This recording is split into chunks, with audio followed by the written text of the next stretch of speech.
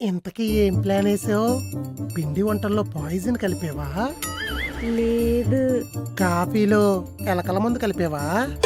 లేదు bath టబ్బులో current ఎట్టేవా? లేదు అవన్నీ ఓల్డ్ ఫార్మాట్లు దొరికిపోతాం. ఆహా, న్యూ ఫార్మెట్ ఏంటో? పాత చైనా ఫోన్ ఒకటి కొన్నా.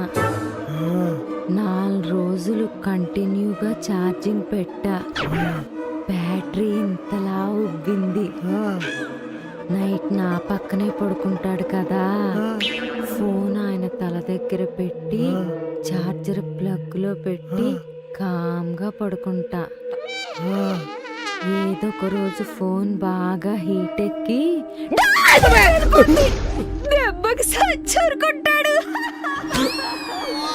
ఎలా ఉందేంటిది? పక్కన పడుకోవాలంటే పేట తెలిసిపోతే బాధ లేకుండా నవ్వుతుంది చూడు. ఎవరికి అనుమానం కూడా రాదు.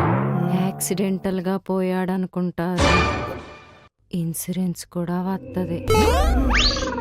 పెద్ద ప్లానే. మరి నేను హ్యాపీగా బతకాలంటే ఇవి ఉండాలి కదా. ఉమ్, నన్ను చంపేసి నువ్వు హ్యాపీగా బతకాలా? నిన్ను కాదు, ఆ, నా మొగుణ్ణి. ఆహా, ఈ వేరియేషన్ కూడా ఉంది ఏంటి?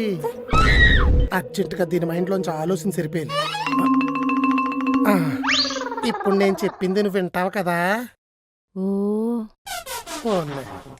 పాపం మీ ఆయన్ని వదిలేయచ్చు కదా, కావాలంటే ఇలా ఇలా ఓ 2 దెబ్బలే తిరిగి కొట్టడు కూడా.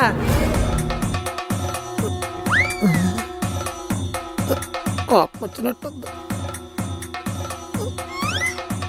అయ్య బాబు, ఎలా సొత్తదేంటి? నీ దోలకు దూది ఎక్కినట్టు ఎక్కేస్తుంది. అనుభవించు దరిద్ర పెదవ అని.